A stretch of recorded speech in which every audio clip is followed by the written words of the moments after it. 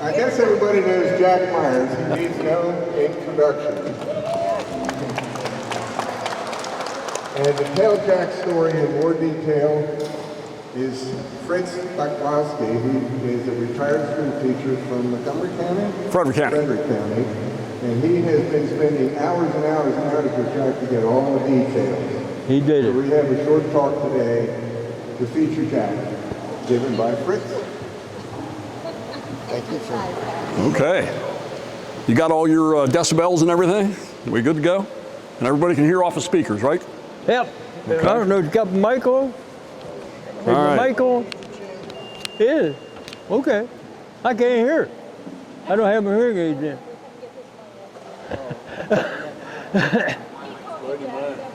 Wait, Jack. Maybe is the button on? Get personal here. And the button is on. You got the right. Hey.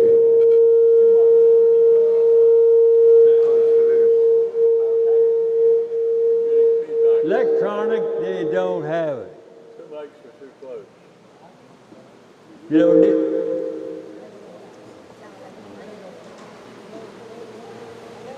I don't have to have my hearing aids in, do it. Why don't you turn that one off with you talk on the mic and use the bellow? Yeah, just remember to turn it on and off. That's the problem. Wait, I get that. Oh, this one or that one? It's too close. So you want this to off and turn it off. I can talk loud or sing loud or whatever. Hey, that's working now. Without yelling, without squealing. Hello, hello, hello. Is that far enough away now? As long as it's not ringing, Well, I don't hear it ringing, so. All right. I could hear that. Okay. Well, we got some background noise, so it's better to have the microphone. All right. In case you don't know, Jack is 692nd Tank Destroyer Battalion, World War II. And he's got a couple of different vehicles right there, and beside his right shoulder there that he used. Although that half track, they didn't have the gun mounted; they actually towed it, okay, behind it. So we're going to take a time machine back and go about 100 years. Jack and I actually presented this at my church, but there's so much in Jack's life, it went on about 2 hours. So we have to cut it down a little bit. So we'll cut out some of Jack's life here. Now, Mary Jo. Yeah. Okay. What's that? There's been a lot of parties going on for Jack, okay? And you were telling me a story about the American Legion. So I'd like you to tell them, because you do it better than I do. His family had a birthday party for him at the American Legion in Williamsport, Maryland. And at the course of the party, the commander came over to me and he said, "Mary Jo, don't leave right away. Come over to the tent. They were having a luau." I said, "Okay." So we got ready to go, went over to the tent. I sat in the edge of the bench, and Jack, of course, they called him up front and they sang happy birthday to him. And there was some gentlemen that come up the middle aisle and they were pushing this thing that looked like a cake. So when they got up in front of him and they started singing happy birthday, out of this cake popped this woman. Beautiful. And you know what he said to me? He said, "She didn't have very many clothes on, did she?" He didn't, I tell you. But he did say it was red, white, and blue. Yeah, that was. So see, it doesn't really matter how old you get or how old they get. They still notice things like that. You got that right. She was still beautiful. Thank you, Mary Jo. And they gave me a wonderful planned award for the service there in our country and also the Legion. It was great too. So now having it in a special place at home. Okay. You may have heard the expression, you don't know Jack, although sometimes they put a 4-letter word on the end of that. hopefully tonight you'll get to learn a little bit more about Jack. And actually we got something kind of new that's happened. We have a new honor for Jack, okay? A new honor. Yeah. Oh, yeah.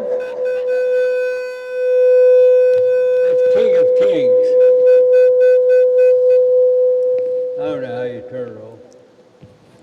That's King of Kings. Let's turn it down. But that's a pretty nice picture, I thought. Flip that off. And my granddaughter, one of my granddaughters did that for me. Okay, so one of your granddaughters did that. Okay, well, I thought that was a great picture. King Jack, we salute you. Okay? Thank you. Okay. Now, if we go back about a decade, Jack says about a month before my birthday, June 17th, I got to thinking that 90 is a pretty big deal. I ought to mark this milestone in a special way. I've always been a daredevil, but there's something I never did, Jack says. Okay? And I think a lot of you are aware of Jack doing this. So he drops out of a plane on his 90th birthday. And you got your inspiration from who, Jack? President Bush, the old guy. He did it on his 90th, and I said, if he can do it, I can do it. So I did it, and I wrote him, I sent him a picture of front page of the newspaper and a great ad. Told him I got the idea from him.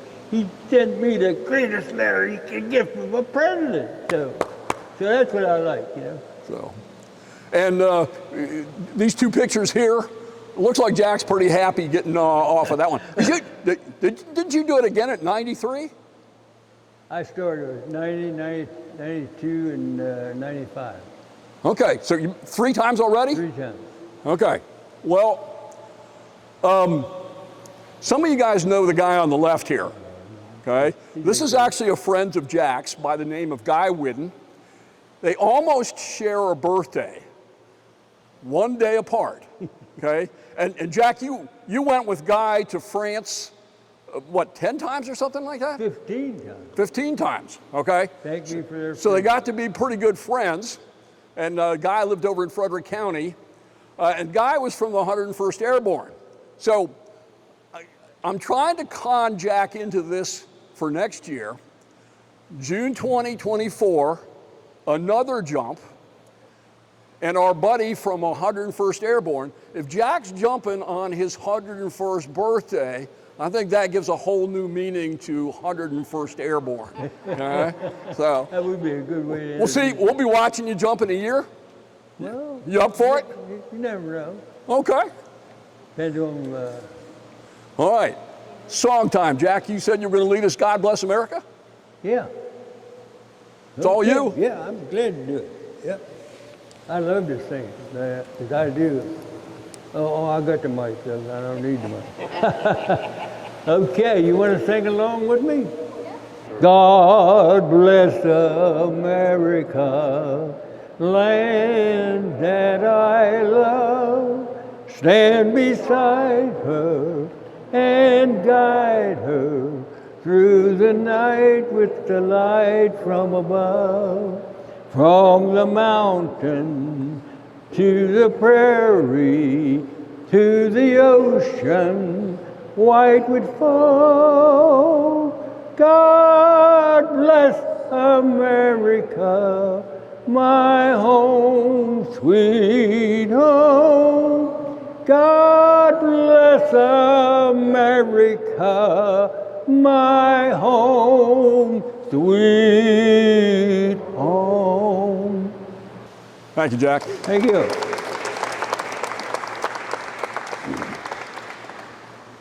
All right.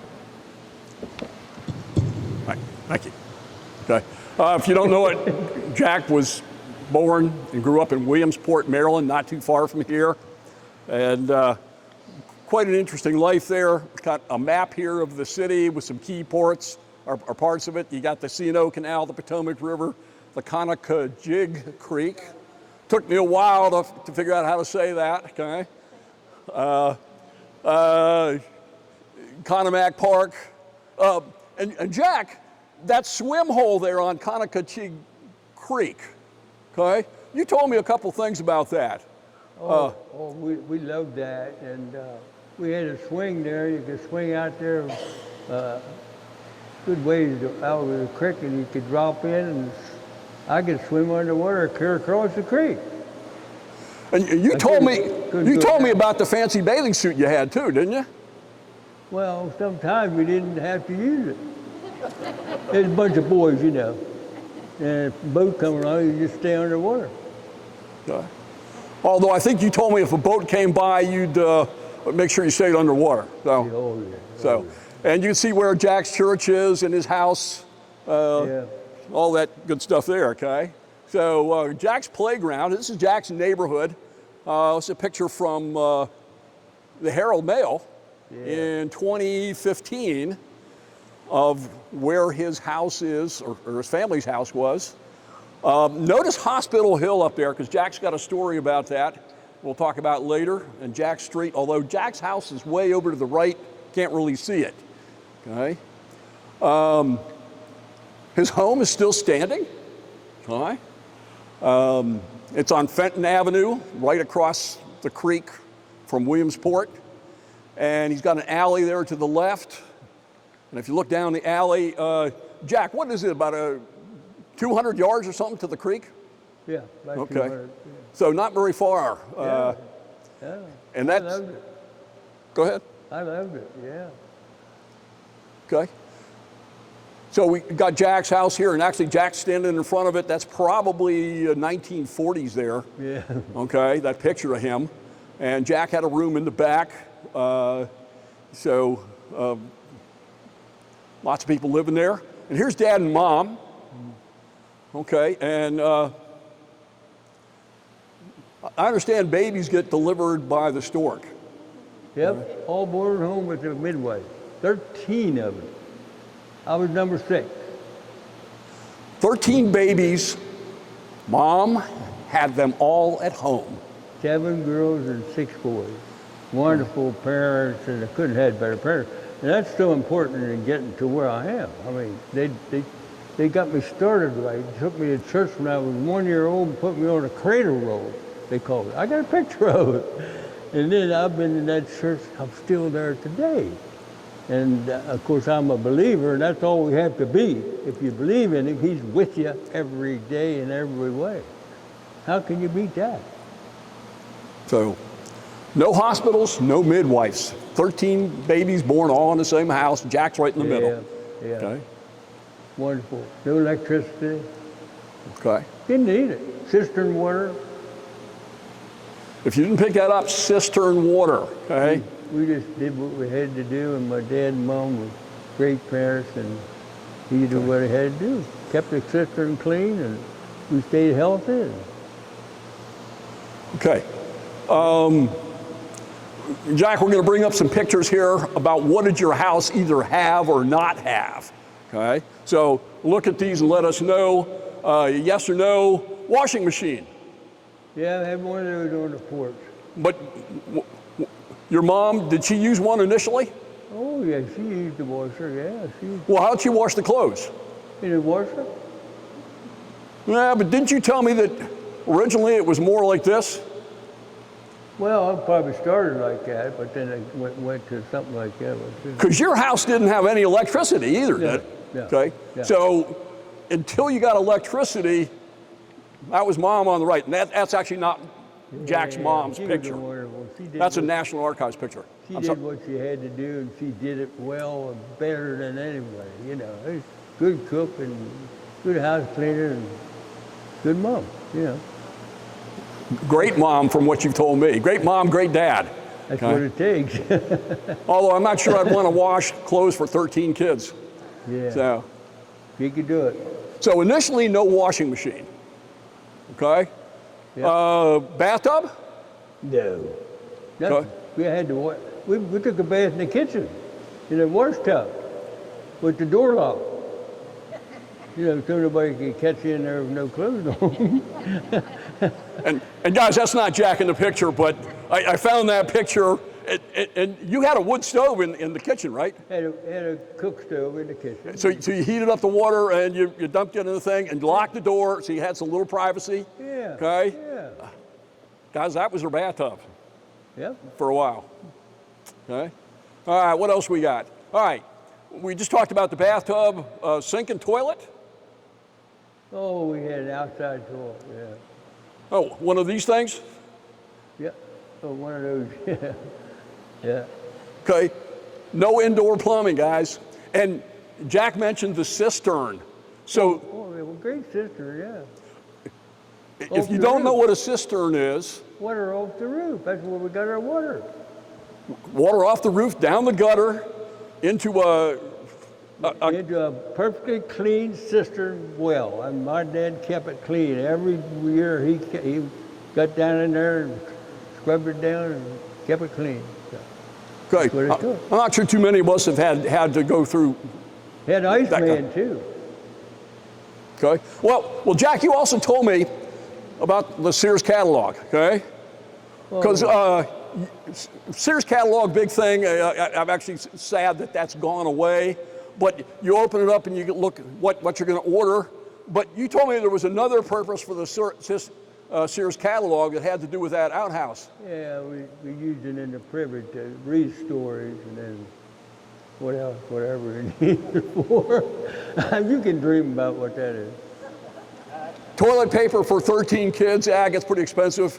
And actually, I got introduced to that by my grandfather in the 1960s, because, yeah, he had an outhouse at his hunting cabin in Michigan, and they showed us you tear off a piece of paper and you crumple it up and you make it soft, okay? So it's not quite as rough, and not like Russian toilet paper, okay? Final use of the Morning Herald. Yeah, Morning Herald. Well, whatever paper you use. Hey, you were just talking about ice box, or no, you had ice delivered. No electricity originally, so no refrigerator, no electric refrigerator. You had an ice box like that, and Iceman came twice a week? Twice a week. Sam Hall. I remember his name because he was a member of our church, Sam Hall. He came twice a week, yep. Okay. This picture is actually taken during World War I, and we got over 2 million men in France fighting. So women took on some jobs that they normally wouldn't have had. So we got 2 women delivering the ice. And again, that's not Jack's house, No. but that's somewhere in America. But no refrigerator, ice box. Okay. A car? Did Dad ever have a car? Nope, never owned a car.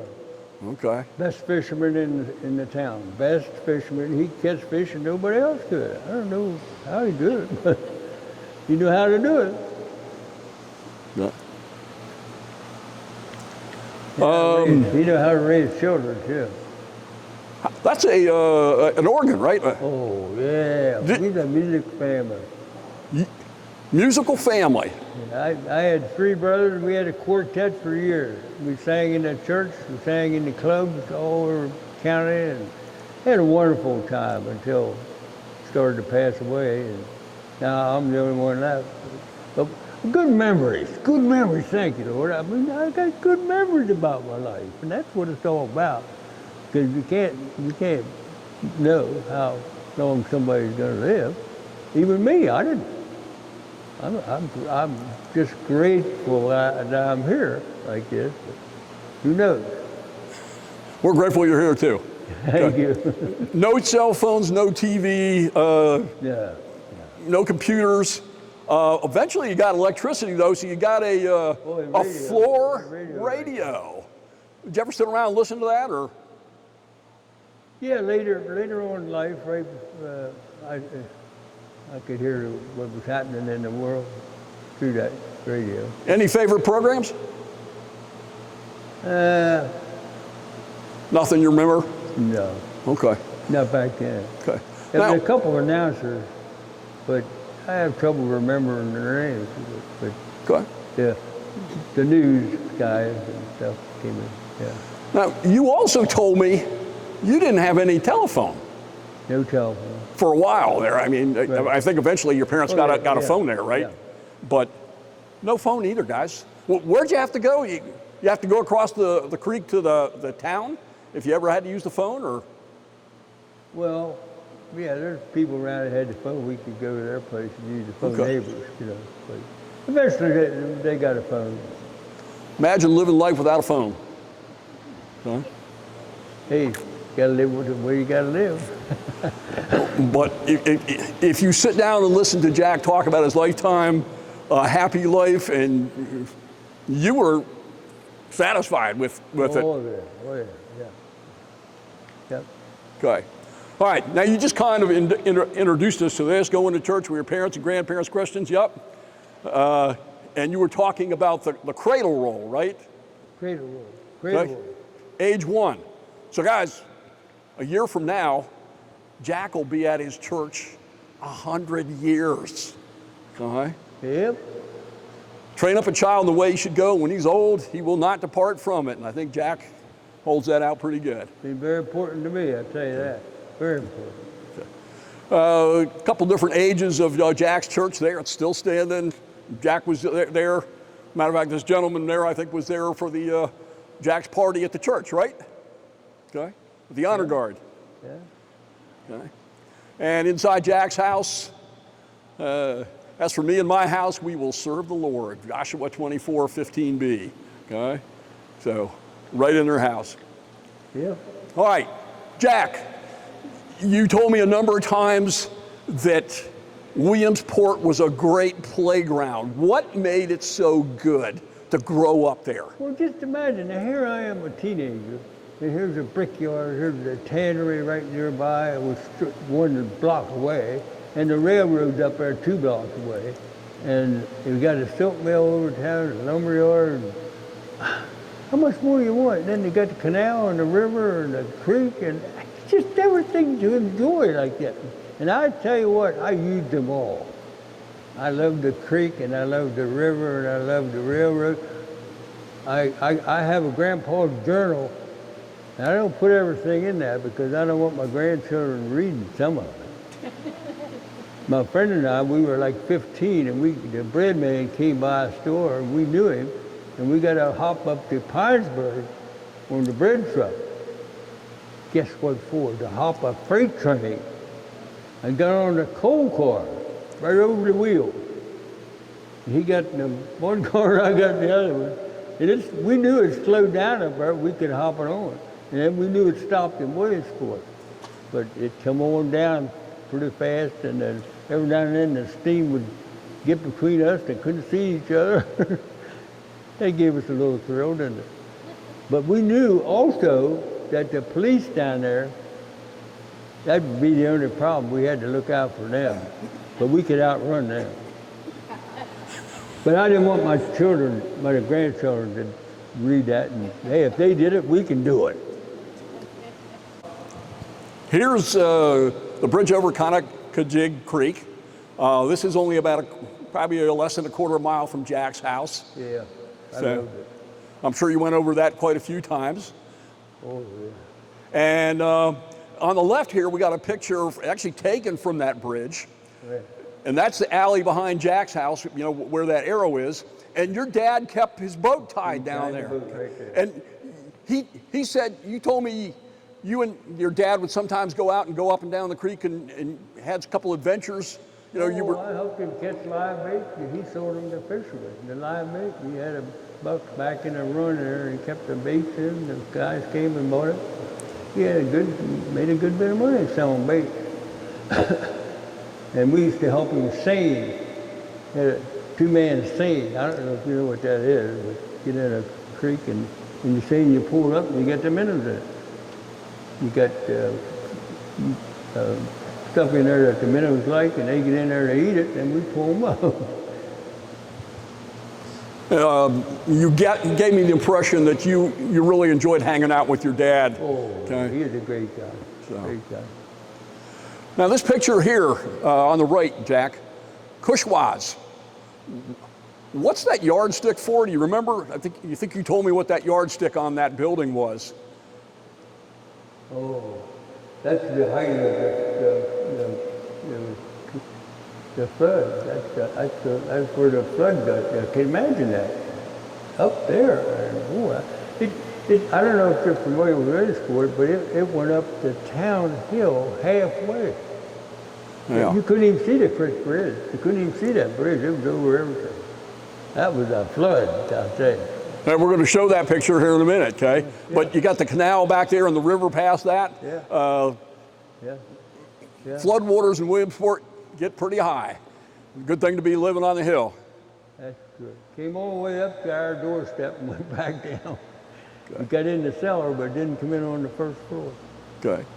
And the Main Street, kind of Kajig Street, let's see, we got left, we're looking south.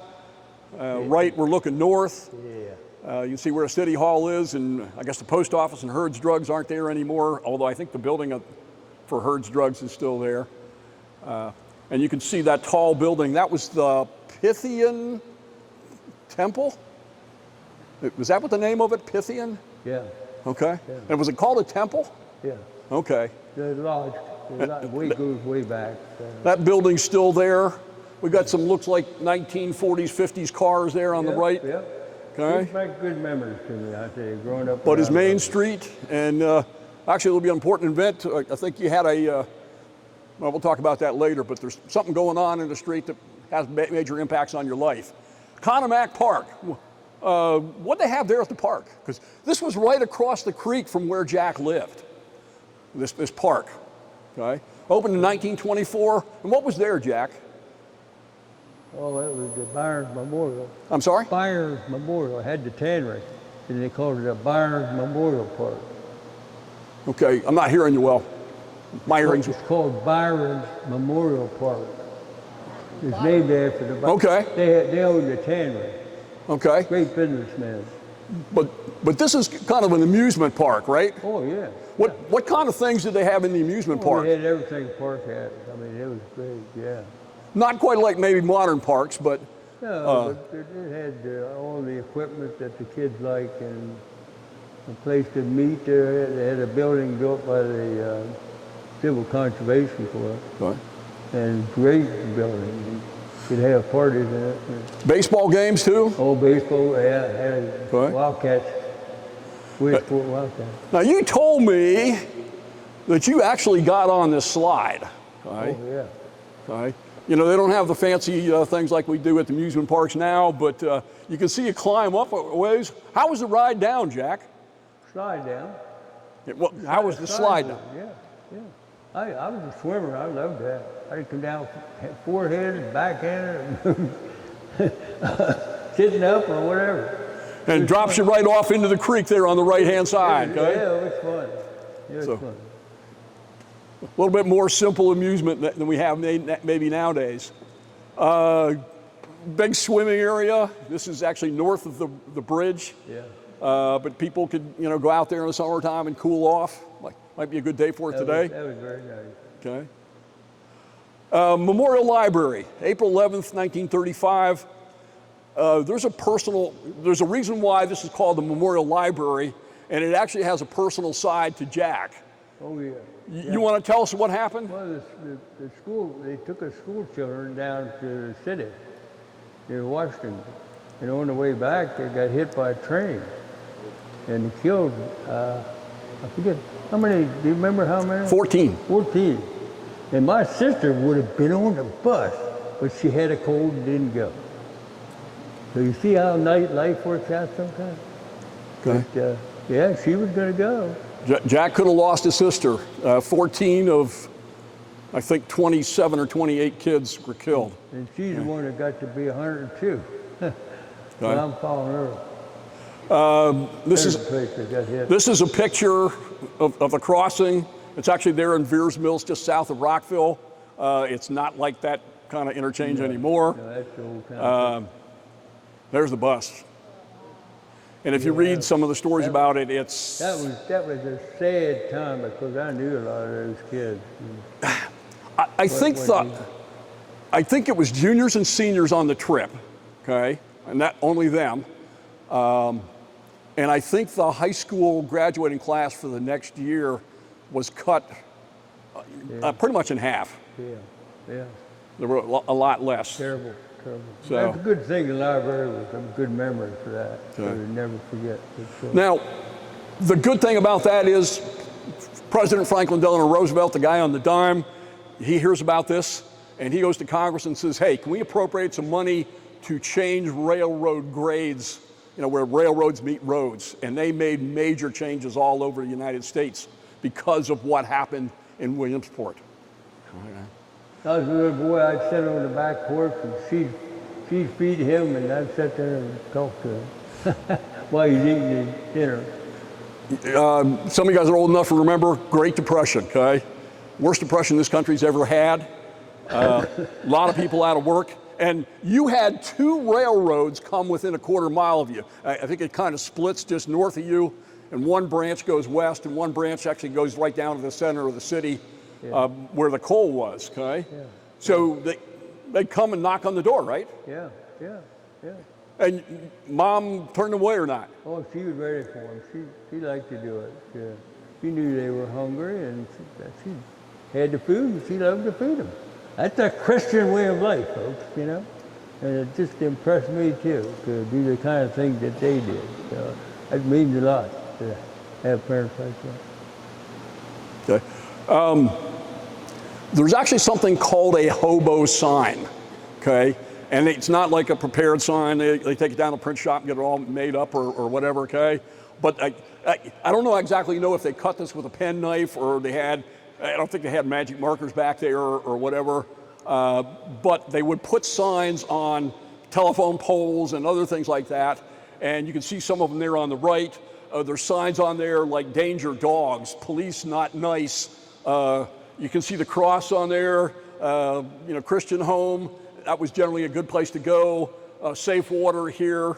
So they would put these signs and they would let other hobos know where was a good place to go or not go, okay? And apparently Jack's house was a good place to go. Yep. Okay. Murray's Restaurant. Now, you didn't go here too often. No. But you did go sometimes, right? Oh, yeah.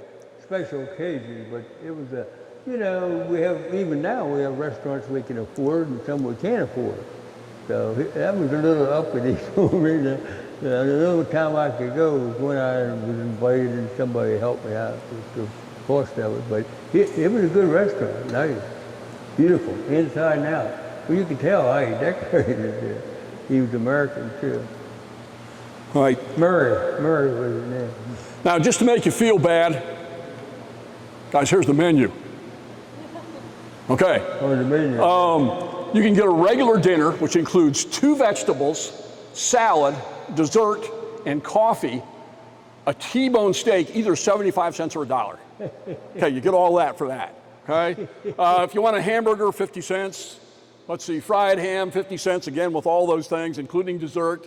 Bacon and eggs in the morning, 40 cents. Lunch plate with 2 vegetables, fried ham. Gosh, that's only 35 cents, okay? But that's all part of the Russian inflation, according to the president, okay? What great prices. Yeah. It's the pressure. And that would have been, I think that menu's from the 30s, I think. Yeah. Okay. All right. Jack was talking a little bit about the flood, okay? You can see some of the flood distances there that was on that Cushwa's yardstick. Well, 36, you get a flood of 48.6 feet, okay? And the water wasn't flowing down the Potomac that well, so what happened to Conacajig Creek? Well, it backed up over the bridge. Okay. And when he pulled his boat up along with the water came up, he kept bringing the boat back up to the house. And one day he said, "Come on, Jack, we're going over to Williamsport." I said, "Really?" He said, "Yeah." So I was a thriller too. I said, "Let's go." And we were down, I could see the top of the telephone pole to know which way to go. And it was halfway up the town hill. I mean, that was a lot. That was a big flood. Well, he told you I was 48 feet, so that was a thrill for me to go there with him. Wow. Know where you were, but you couldn't even see where. Now, I would not be surprised if this picture was taken from a camera that flew out of here. Okay? I'd be really surprised if it wasn't. Okay? You can see Conacajig Creek, and you see those little red arrows. That's actually the creek bed, so you can see how much it's overflowed. There you can see Williamsport, and then my laser pointer don't work too well here, but you can see where Jack's house sign is, and that water is kind of like knocking on his back door. Yeah. But you got a little in the basement, but it really didn't get into the house. Is that right? Yeah, you got in the basement, but not in the first floor. Okay. Didn't flood the rest of it. No. Okay. Jack actually has a store right across the street from him. It's right there, but Fenton Avenue was mostly spared. Okay. Yeah. But and as Jack said, hey, my dad had the boat, kept pulling it up. Let's go for a ride. So they're riding down there. Yeah, that ride was. Gee. But the creek got backed up that much. Top of the trees and top of the telephone pole, that's about it. So You didn't see those much. this is a close-up of the same picture, and you can see Jack's house there on the left. Yeah. Again, the water's knocking on the door, and you can see the creek bed. Clear Spring Road, which is still the main road coming west out of Williamsport. So, and house got wet. And Jack just told you about the boat trip he made with his dad. So, were you scared on that trip at all? Well, it was a thriller, but I trusted my dad and knew what he was doing. So. Good. What happens to the park? Guys, the park disappears. Okay. You can see the carousel. Yeah. Somewhere I got a picture of the carousel beforehand, but there's so much in Jack's life we didn't have time to show it all. And how high was the water? Well, there's the picnic table, guys. And the water receded out of it. So after this, they never rebuild the park. So Good memory. I told you, I think I mentioned that there was a place called Hospital Hill there in the background when I showed you the picture from 2015. Jack, it was a great sledding hill, but not as you see it in 2015, okay? I'll show you a picture of what it looked like in the 30s, okay? And you had a flexible flyer, right? Yeah. Okay? And you took a ride down the hill with a buddy. You remember his name? Hey, I told you. Emmett Devers. Emmett Devers. Yeah. And it was kind of dangerous. What happened on that ride down? Well, he was on the top of him. We were doubled up, and we were ahead of the whole bunch. And we went by this. They had a place down there. The lady had a place that sold sandwiches. And when we went by, she said, "Dad!" She screamed, "The train!" And so we looked up, and there was a train going across there. And I had to bail. I said, "Bail out." He bailed off, and I was able to turn up alongside of the train. Whew, that was a thrill. So you survived that, okay? Survived that. We want to remember Emmett Devers' name, though. Yeah, okay? he lost his life in the war. Yeah, Okay. yeah. All right, actually, there's approximate sled path right there. That's what the hill looked like sometime a ways back. It's got scrub trees in there. They were actually built a couple more buildings and stuff in there, so it's not really a good sledding hill anymore. Well, when it's icy, you're flying down there too. I'm sorry? I say when it's icy, which it was that day, we were flying. I was lucky to get off that quick, I'll tell you. Well, we're lucky Good you thing did. he bailed off. I wouldn't be able to turn this sled up there. Thank you. That's good.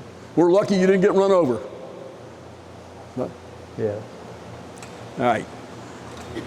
Again, guys, we mentioned the Depression, the hobos are running around, and there's a program called the CCC, Civilian Conservation Corps, which is created by Franklin Delano Roosevelt.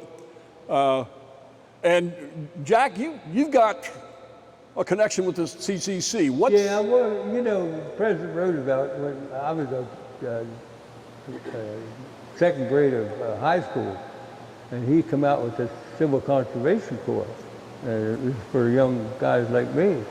And my wife and my parents had a big family to feed, and I thought, well, if I can make $30 in there, I can give them 25 a month. And I just needed 5 for something to comb my hair with, and I was still smoking cigarettes like a nut. But everybody smoked back there. But I quit. As soon as I found out they would kill me, I quit. I didn't need help, I just threw them away.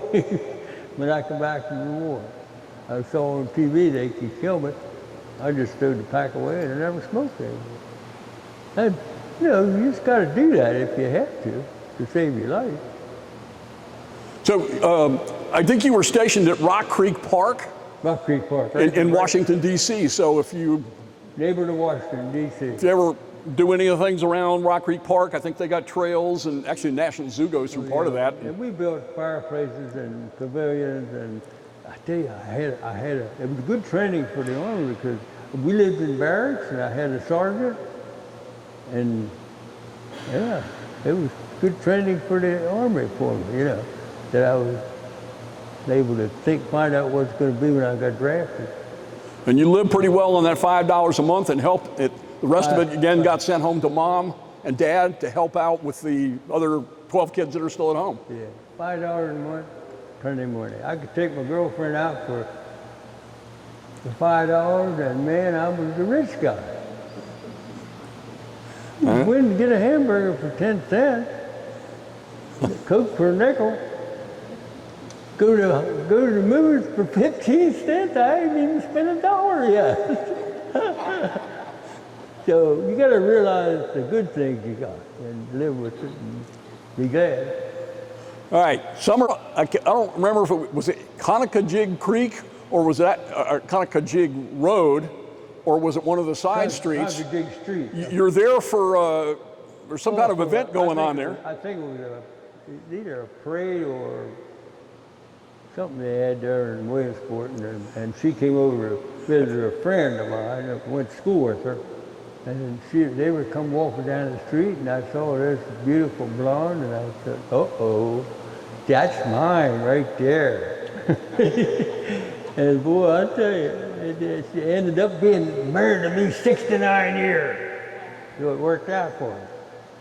All right, Jack's got a book that he wrote kind of about his life story, Memories to Cherish. Yeah. And he wrote in there, the prettiest girl I had ever seen. She had beautiful black hair with natural curl, charming brown eyes, and dark complexion. And that's Kate and Jack there on the right. So not only beautiful, but a good mother, perfect mother. Yeah, good. Raised the kids right. And, I lost. She got pregnant before I went over to the war, and she lost one of them while I was over there, and then I never saw him. Went to the doctor, and doctor sent her home with he had a cold, and he sent her home with one of these breathing machines. And he died that night. Well, I didn't know it till after he was buried. Yeah. And Jack, you never get to see him. No. Ever. No. Okay. But I got the story of how it happened, and Okay. I accept it, and he was buried. I didn't have a grave lot yet, so he had to be buried with my parents, which they had plenty of place for him, so they accepted him, and he was buried with them. So. Well, this is some. Whoa, let me try that this way. This is some of what Hagerstown looked like when Jack was dating there. It was great. Here on the left, you got McCrory's 5 and 10. You know, if you're younger, hey, dollar store, which is now what, a $3 store because of Biden's inflation. McCrory's is gone. We got the Hotel Alexander there. I think you used to go in there and get your shoes signed before you met Kate, didn't you? Yeah, down in the hotel. I used to get shoe signed before I went on my date, so it looked nice for her, you know. Jack was looking good, man. Okay. I'm not from Hagerstown, I'm from Frederick. So I think down there with the Christmas trees, isn't there kind of like a plaza down there? Is that... It was beautiful, right in the square. Okay.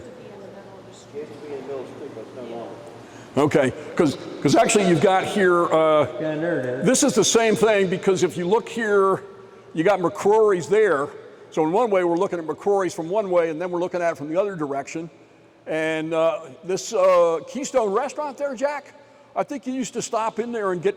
Oh, we used to go in the corner of our drugstore there. That was very nice. Yeah. Didn't you get drinks and stuff in there, you know, just to... Oh, when you were going by there? Get a hamburger, Coke. For 5 cents, right? Yeah. Okay. So this is some of the places where Jack might be dating, you know, okay? Walking up and down the street, and you can see the cars are a whole lot different. And, one picture from 1937, the other one nebulous on the date, late 30s, early 40s. Yeah, yeah. Okay. Hagerstown Sears. November 10th, 1942, Jack, 7:30 p.m. Kind of an important day. Who's working at Sears? What was your question? Who was working at Sears on that day? Somebody you know well. You remember? Well, she worked there. Yeah, Kate worked there. Kate was working there that day. Yeah. And why is that a special day in your life? November 10th. November 10th. Sometimes I can't think. Didn't you get married that day? What's that? Didn't you get married that day? Oh, yeah. I got married November. November 10th, yeah. Okay. Now, how would you forget your married day? So Kate works all day at Sears, and then you guys go get married. Is that right? Yeah. Okay. Yeah. So there's also a question there. Why didn't you join the Navy months earlier? Okay, because you had the opportunity to join the Navy and decided not to. What was the main reason why you didn't want to get married? Well, I didn't want to leave her for somebody else.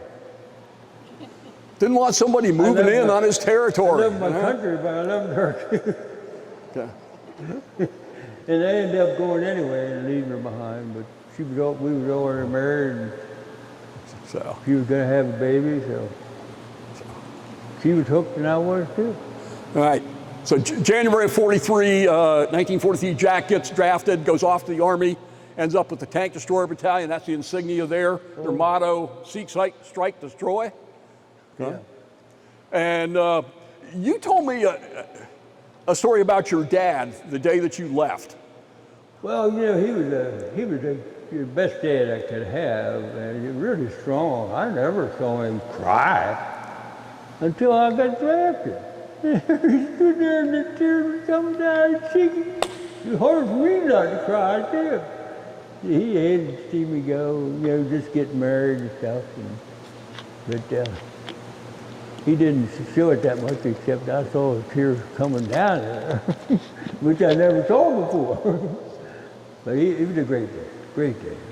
So emotional day for him. Yeah. Well, And emotional me day too. for him. Me too. Okay. Ends up in Camp Hood, Texas. It's now Fort Hood. It's site of our armor warfare, I think, now in modern day times. And there's Jack there in his company picture. Actually, if you look at that picture, it's about this long, okay? Best training I could have. Well, I tell you what, they were good. That whole picture, I think, got 150, 160 people in it. And Jack's there. And I think it's actually now in the Williamsport. Didn't you take a copy down to Williamsport Historical Society? Yeah. Okay. And there we got Jack. See, Right. this is they're training on the. You got the wrong sign on it. I'm over here. I'm on the end here. You're on the right. Yeah. Okay. Actually, I took those names off of the That's okay. tank destroyer site. Or no, I take it off that Normandy of the Bulge. So we need to get them to correct that. Yeah. So you're actually on the right. Okay. My mistake. Sorry, guys. It's okay. It's the same group, but just mixed up a little bit. Hey, there he is. And Jack has a little one, the first little one, Ronnie, and then he goes off to war, leaves him there. I was at Jack's tank destroyer reunion about 10 days ago, and I stumbled across this picture. I don't know where it is, but they're still in the States somewhere, but there's our young Jack Myers. So, Yep. And you get sent to New York, you put on a ship in the harbor, and I think you're down below and everybody goes to sleep because you haven't actually left. I heard the boat moving. But you heard the boat moving, and what'd you do? I just get out of bed and run up on the deck and on the back, and we were leaving. And I could see that. And what were your thoughts? Do you remember? Well, I love my country, and I love to help them to set the people free, but it was tough to think about what could happen to you, but I just prayed that he would bring me back and I would come back to see that lady some years later, and it happened, so I was thankful. So some definite Yeah. not hesitancy, but am I going to come back and see this? Yeah, that's So, right, that's right. thought crossed your mind. You never know. Well, he ends up in Cherbourg. They get attached to that division there. It's called the Timberwolves, the 104th Infantry Division, and they were attached to it. They're not officially part of the division, Yeah. but they assign them to them. Great fighters. You get off at Cherbourg Harbor and end up in Holland, right? That's it. That's the fighting unit right there. And that's the kind of outfit he had. Went halfway through the war with that. Yep. Now, when you told me that before you went off into a battle or an advance, you would kind of check in with God. What was that all about? Checking with what?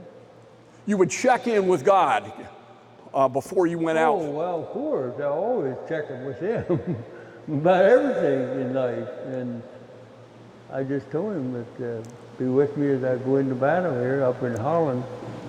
So God, Jack's faith actually goes through his whole life, and it still is. That's right. Okay? That's right. So, Very important to have that strength and love and joy and peace. yes. I still got it. That book, Memories to Cherish, Jack writes in there he saw his first dead GI. If you don't know what a GI, it's a government issue. It's a kind of a slang name for an American soldier. Okay, so Jack was a GI. Yeah. Okay, Yeah. made me feel sorry for him, and also made me think about what could happen to us. Yeah. Okay, so safe conduct passed. Blessed are the merciful, for they shall receive mercy. Okay. And there's a copy of a safe conduct pass. Who'd that come from, Jack? Who issued the safe conduct passes, and what did they do with them?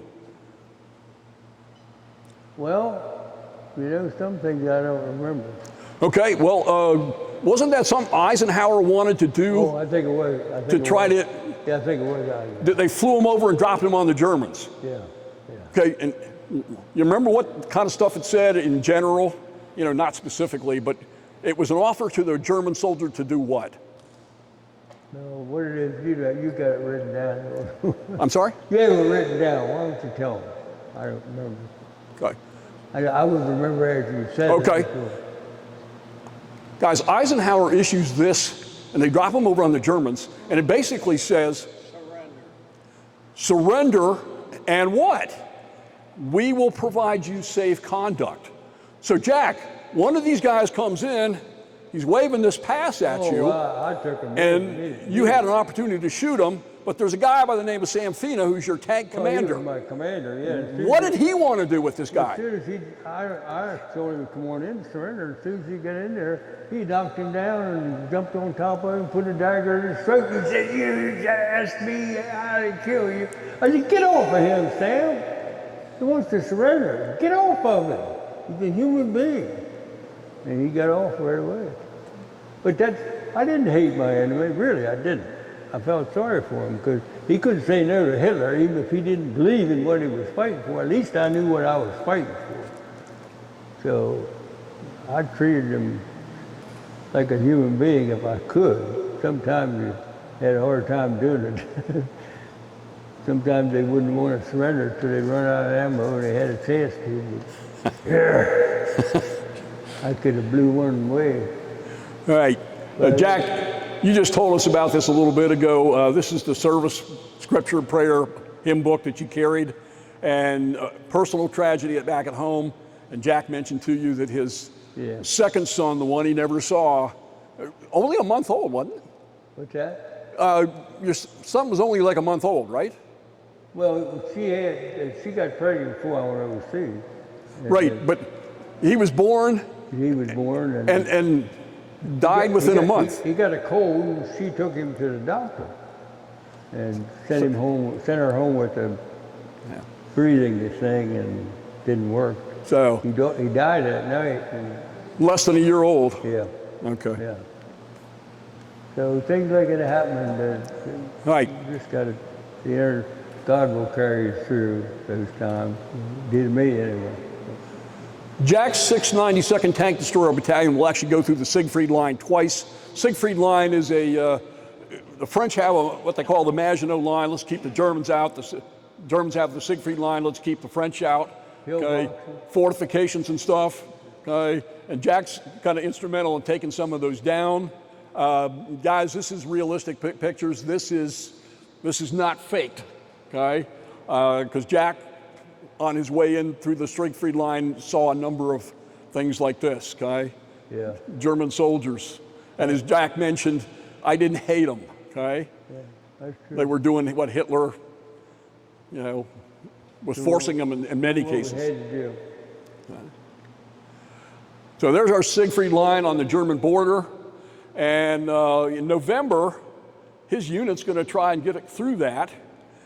2,400 planes come by and drop bombs on them. And then his unit, his tank destroyer battalion in the 104th Infantry Division, will try and break through that line. And you've got something called Dragon's Teeth there on the left. They build these things up. I had to put a HE shell right in that window where they were shooting out of. Okay, on the right, okay? That's called a pillbox, okay? So Jack's aiming for that hole, trying to get the shell in there and destroy that. And your tank destroyer actually wouldn't run across these Dragon's Teeth at all, okay? No. I think I heard that some of your units, they were actually bulldozing stuff over top so you could run over the top of We found a way them. to get around it or over it anyway. And you can see, guys, there's like 5 or 6 deep, and it goes on for miles and miles. So you have to blow them up or bulldoze them or whatever, okay? A lot of things you got to do.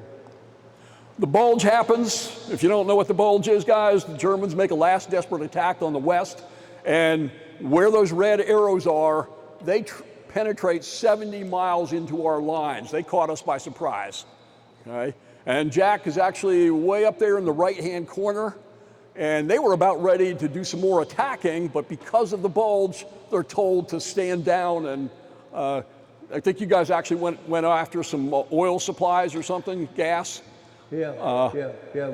That was our main effort to But you didn't stop do the tanks from gassing up. I mean, they were sitting ducks if they couldn't get gas.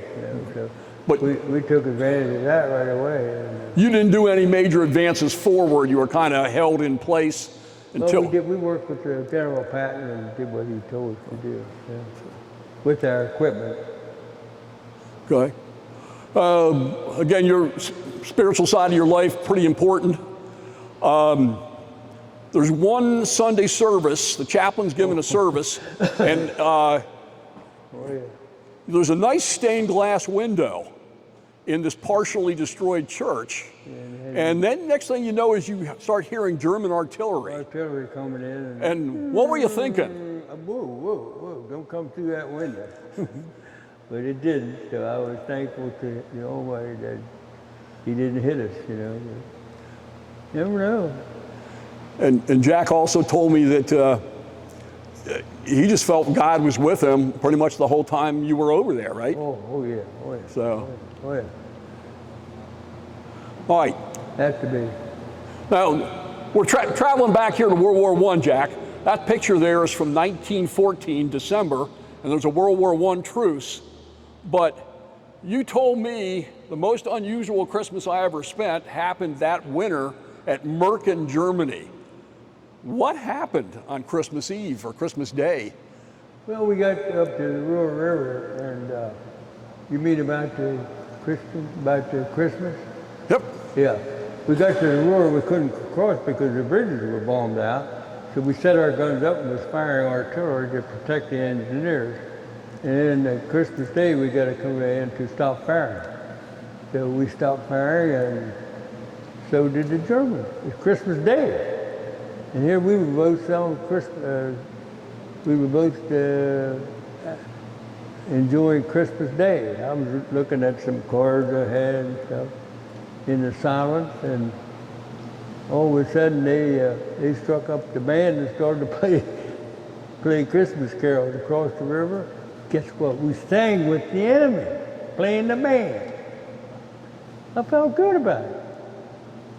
I didn't have no ill feelings about what they did or what they're going to do or what I did or what we had a chance to enjoy Christmas right there for a few moments, and we did. So very much like World War I, you got the singing together, okay? I wouldn't be surprised if it wasn't Silent Night, because I think Silent Night is actually a German carol, Thank you. if I'm not mistaken. Okay, I'm getting some good head shakes there. All right. Jack's neighbor, Emmert Devers, the one who goes down the hill. He's got a wife, Mary, 2 kids, Virginia May and Joanna. Guys, he's killed at the Battle of the Bulge on January 12th. Okay. So Jack loses his sled mate, although he was a year or 2 older than you, so you weren't super close, but close enough to go sledding together, you know. And Williamsport loses one of their sons. Yeah, good memory of him, tell you that. All right. Good soldier. They end up getting rid of their towed gun, their 3-inch gun. Yeah. And Jack gets his 90mm gun, because he's the gunner, okay? And you can see in the chart there, Jack, our 3-inch gun towed tank destroyer, that artillery piece, 1,500 yards will go through 3.9 inches of armor, and your new gun, 5.6. What I got, a 90mm. Okay. Able to get back at that 88 finally, huh? Okay. And for those of you who don't know anything about the German 88, it was an incredibly good piece of artillery that the Germans used to shoot down planes, destroy tanks, go after our personnel, and it was a pretty feared weapon among most Americans. My father, who was over in Europe, not exactly with Jack, but in a few places away, he commented about how bad the 88s were. So, and whenever we got Jack and his tank crew and their new M36. Okay. Now, Jack was up for his reunion last week. Yeah. Guys, they got an M36 up there. Oh man, they was crawling all over that baby. I sit right down there on the right-hand side of the gun. Okay. So I could see my enemy's target.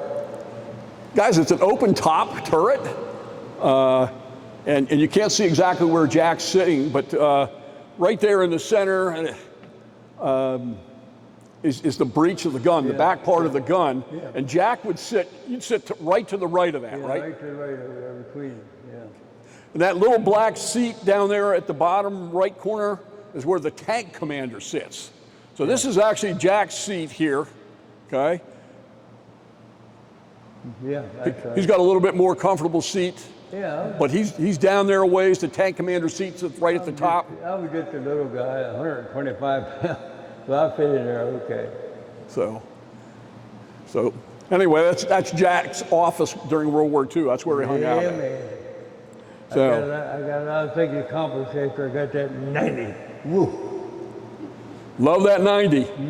Now, Jack, here's a picture of you last week. Okay, up there at Gettysburg. Yeah. And you see that number there right next to your left shoulder? That's my outfit, 692nd Tank Destroyer Battalion. What did that World War II experience do with that tank destroyer as far as painting it? And I'm probably not asking this question right. Why was that 692 on there? Well, I guess they wanted everybody to know Okay. what company, what outfit it belonged to. I'm probably not asking this right again, Jack. They put that 692 on there because of that guy right there. Okay. Okay. Well, because it was my fighting year, yeah. Oh, yeah, repaint job in honor of Jack. I forgot I put that on there. And actually on the right side too, they also put a B and a 12 on there, which meant B Company, which is Jack's company, okay, and then vehicle number 12, okay? It's not the exact one Jack drove, but it's the same model and everything, okay? And they have put that painting on there for your Jack, Yep. okay? Yeah, old Frank Buck, he's the one that started that museum up there. Him and I are best friends because I was the first soldier that come to see that destroyer that he picked up. And him and I were both happy. I was the first one, and he was glad. I was glad to see me. Well, they loved having it too. They loved having you up there. And by the way, guys, that Jack's left hand in that picture is on one of the shells they use in that tank destroyer. That was one of the shells, yeah. Okay, and it's sitting on the floor, so Not it's not that high, yeah. okay. It's a big round. Okay. All right. That's the M10, isn't it? This is, I think, the same tank destroyer, but about 4 or 5 years ago up in Carlisle, Pennsylvania, they had a live run of it. I guess I don't have any noise on here. There is volume on this thing, but this is Jack's tank destroyer moving through there. You notice how the camera jerks, okay? That's because we had a jerk on the camera. Would that be Jack up there on the right-hand side of the tank, okay? Yeah, it's great outfit, tell you. Yeah, I'm sorry I don't have volume on that because you Okay. could hear the noise on it, but we'll watch a little bit of one more pass. An operating M, something like that. I forgot when. U.S. Army Heritage Center at Carlisle, Pennsylvania. Okay. So. You see, it has an open turret.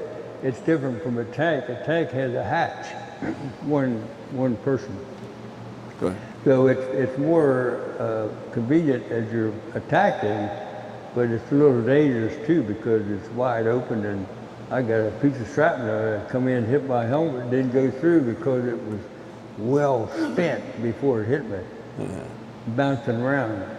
I got a picture of that shrapnel coming up. All right, Jack, if you like tanks, I think maybe the best tank museum in the world is Bovington Tank Museum in southern England, okay? And they've got, I think this is the actual tank or Tiger that they used in the movie Fury, okay? Because they actually took it out of the museum and ran it, especially, at least on limited thing, outside. But this is a Tiger 1, and how'd you beat these things, Jack? I mean, how do you fight something like this? Because the armor's really thick, guys. We had to have a special tactic designed for a battle that they couldn't understand, and we'd overpower them with numbers. Otherwise, we couldn't do it. But when we knocked the tracks off and just disabled it so they'd be sitting ducks to start with, then we could knock them out from the back. But we couldn't go through that armor. That armor was that thick and slanted. Just couldn't go through there. Shoo, shoo. No. So that's what we had to do, and we did it. We did what we had to do. Now, guys, this Tiger 1's got the box look. The armor's kind of going up like this. Tiger 2, they take it and they do this. Yep. Okay? And when you do that, mathematically, if you remember your geometry, you can put the same amount of metal on there, but it's going through a whole lot more steel. I didn't know it until one of the trips overseas. We went and I saw it. They got all the dimensions of 72 tons of metal. How do you go through that? See, that's tough. So it was some vehicle, yeah, fighting vehicle. Okay, one of the goals is to get to Cologne, which is on the Rhine River, and we wanted to get across there. We get across the Rhine, Germany's really going to be on the road down. So Jack's involved in part of an operation there, crossing the Roer River, because the Roer River, R-O-E-R, comes before the Rhine River. So we got to get across this one. I think it's about 100 yards across. Jack's tank battalion is going to shoot a 45-minute tank gun barrage. Then you're going to have the infantry go across in boats like that. And this is kind of what Jack's unit's doing. They put them up on an incline and they use them as artillery, okay? Although they're doing it at night. I think this is happening like 2:30, 3 o'clock in the morning, all right? Yeah. They also have something called crocodiles waiting to cross the River Roer. And if you notice that K there, that reverse K, the original photographer took the whole picture and then somebody is supposed to edit that out. But they hide these things behind the buildings until we're ready to go, and then they pull them out because otherwise they're going to be targets for Germans. All right? And then with Jack's artillery fire and the infantry crossing, they eventually get the engineers over in there and they set these things up. And Jack's unit is over, I think, in less than a day after they get the bridges built. All right? So you'd be crossing on one of those. 26 enemy air attacks against them. All right. And there's our Roar River, and then you can see where Cologne is. And this attack waits off a whole 2 months. It gets kicked back because of the bulge. Notice here we got Berkesdorf, Arnoldsweiler. That's where Jack's crossing right there near Berkesdorf. And he's going to be close to Arnoldsweiler, although I don't think he goes in it. Okay. And from Tank Destroyer Reunion, they got a picture of Jack's platoon right there. That's your platoon, Jack. Yeah. I found that picture last week when I was there. So Jack may even be in that picture somewhere, but we don't know. Okay. All right. This Roar River crossing meets some pretty tough opposition. All right. And you may or may not know what a presidential unit citation is. They used to call them distinguished unit citations. 5 other units and 1st Platoon, Company B, 692nd Tank Destroyer Battalion, are cited for exceptionally outstanding performance in the vicinity of Berkesdorf and Arnoldsweiler. Okay. They forced a pre-dawn crossing of the Violet River, overran well-established, heavily mined enemy positions, committed to a night assault attack, crossed unfamiliar ground. And at one point, the Germans launched 6 counterattacks against them. Okay. They're fighting for 2.5 days. Okay. Now, when I was doing research on Jack, he always told me 1st Platoon. When I stumbled across this thing, okay, I don't remember Jack having it on his uniform. Okay. You usually wear it on the right side, right above your pocket. And I said, well, Jack's in 1st Platoon, he should have this. Part of the reason maybe he doesn't have it, they don't issue this until 1948. Okay, everybody's going home. Maybe he never gets word of it, they don't get in touch with the people, but I'm pretty sure he deserves it. Okay, that's what it looks like. Okay. It's not an individual award like I did this or I did that, but it's we did this. And Jack's congressman is the same as mine, and I think as most of yours. I went to the congressman's office, and they are trying to track down his records so we can find out, is he officially entitled to wear this? Okay. Everything I've ever found as far as research, he should have it. But I don't count, okay? So, for that. There you go. All right, why we fight. Jack isn't personally in on this, but this place, Arnoldsweiler, there's a slave labor camp there, okay? So the efforts he went through helps free the slave labor camp, although he's not like one of those soldiers right down there on the right that are freeing this. Now, this is not an extermination camp, and actually, there's a whole video that goes on with this, goes on for about 5 minutes. Those Polish-Russian women are relatively healthy looking, okay? It's not like they're emaciated or anything along that line. And by the way, the GIs were really glad to see them, okay? So Jack's helped out on that. March 3rd, Glessen, Germany, Albert Haschke. Yeah. What do you know about Jack? Well, we took the village, German village, before we got to the Rhine, was Lessen. And we took it and we rounded up the prisoners in the village and pulled my gunner in the back of the yard what time in we case started. there was a counterattack, we'd be ready. Well, I think Ed said And that I we're couldn't going to try and go like an hour and a quarter. tree limb was Well, after one mic, so and we're he ways jumps after out. one. I All had right, a Native American Indian, We'll push it Albert through. Haskell. He jumped Thanks. out and was cutting those limbs down. we get for carried me. away on this. We got a terrific barrage of mortar shells, and one hit 6 feet in front of him, and a piece of shrapnel went through his steel helmet, come out the back.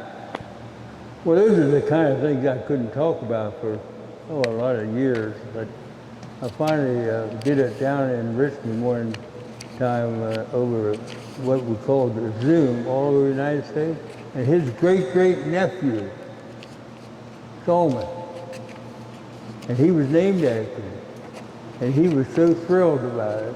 because he never met him. He was a lot older than him, but he was still named after him. So we're still the best of friends today, and he comes to our reunion with his family, his beautiful wife, and he's got 2 beautiful daughters. He laughs like him, he smiles like him. Yeah, he's just old Albert all over again. So that was great. Yeah, he looks like him and talks like him. All right. We're going to try and push this through because we've overrun the time we had originally planned. That covers it pretty good. So, yeah, Albert gets buried, and I think you said he had a twin brother too, right? Yeah. Okay. Jack was talking about shrapnel that landed on his head. Yeah, piece hit mine. He's still got the piece of shrapnel. That's how big it is. Didn't go through it. We were taking the village, and they were hitting, the shells were hitting up from the second floor and spraying down on us. Somehow it came in, hit my helmet, dropped on the floor, and I picked it up. Still have it. Yeah. I lucked out, didn't I? Jack's going to end up getting moved down south and attached to the 42nd Division, the Rainbow Division. Yeah. And there's apparently some snipers or artillery spotters or something like that, and they're raining fire down on you. And Lieutenant Rubino, he says, showed you the steeple. What did he tell you to do? Oh, he said they're directing fire on us. He said, I want you to put an 18 shell in that church window. He said, they're directing fire on us. So I put a shell with that 90. I put the crosshairs on it, and that shell went right in the window and exploded inside. And we could move on unimpeded after that. So it Stop the problem. What was happening. And so I never knew. And after the war, I got a letter from the War Department about this particular thing that I did, and they sent me this. And I'm so glad to get it. And it was exactly what I just told you. So I knew it was the same thing. Now, Lieutenant Rubino put him in for the Bronze Star for that. I think he did. Yeah. Okay. So, all right. Actually, you and Lieutenant Rubino go out and go to a power plant, and on the way back, I think your own men start shooting at you, right?